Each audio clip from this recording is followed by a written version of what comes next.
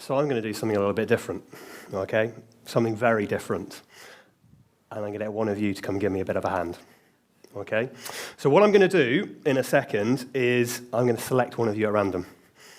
All right, I'm going to get you to come around the sides. Don't come down the middle. Simon will rugby tackle you. You're going to come down the sides. You're going to join me on stage, and we're going to laugh with you, all right, as I demonstrate my point for the next, 3.5 minutes. All right? I'm going to give you a microphone. You've got your very special microphone. All right, and we're going to have some fun. The way I've selected someone is with my friend Gaffer, Mr. Gaffer Tape. So in the rehearsal earlier today, what I decided to do was put a big X under one of your chairs. Whoever's got that X under their chair, you are coming up here, and we're going to do some stuff. All right? Have a look under your chair.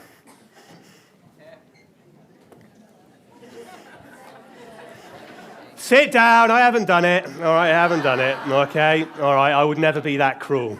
Okay?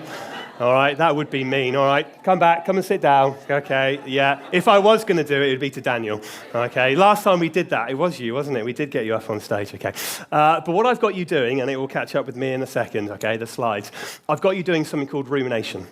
Okay, I've got you ruminating. And if anyone hasn't heard of that term before, rumination is when you play a thought over and over again in your head, attach a negative emotion to it.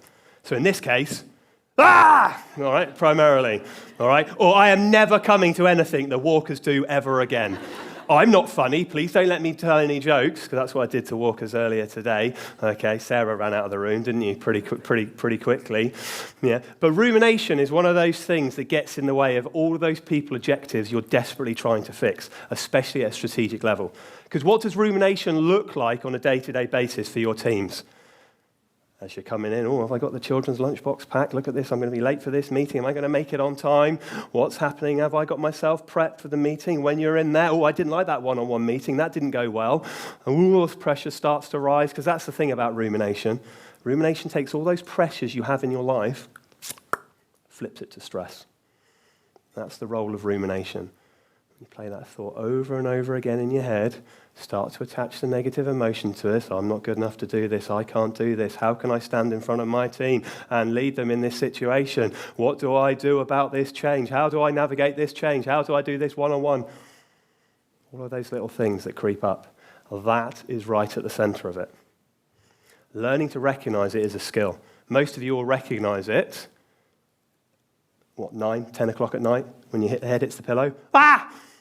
All right, and then you're awake, eyes wide open for the next 10 minutes. If you're like me and you've got a child that doesn't sleep, doesn't sleep ever, it's 2 o'clock in the morning when I've got up to him for the 7th time. That is when I can't get back to sleep, midnight pee run. All right, but for you guys, this is at the center of all your problems. And the interesting thing about it is it's natural. We all do it. Doesn't matter who you are, doesn't matter your level of experience, you can have £1 million spent on you and you still do it. Right? You can be a CEO, you can be a student just heading to secondary school. We're all vulnerable to these natural factors. And we've heard lots of those today. Biases involved in the decision-making, negativity, all of those natural biases that get in our way, get in your way, get in your team's way, in your leader's way for bringing the best version of their self at work. And if you think about the real challenges your teams face, are they technical?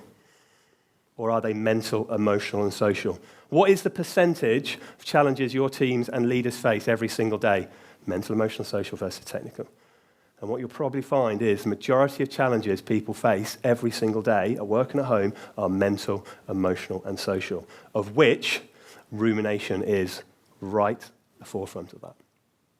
Not just limited to that, but it's part of it. So the question I want to ask today is that. Given your teams face all of those challenges every single day, how do they manage it? How do they make sure they bring their best versions of themselves to that particular moment and they're not floating on the ceiling at 20,000 feet? Well-being, performance, mental health, leadership of self. And you can ask them that question. How do you run a one-on-one meeting?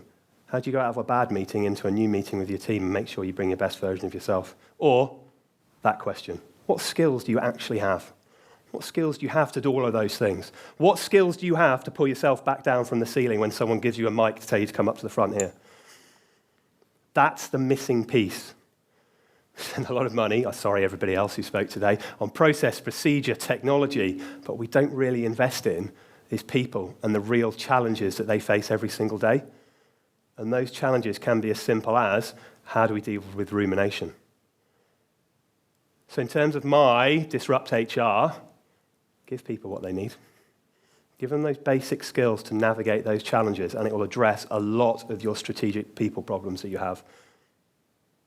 That was quick, wasn't it?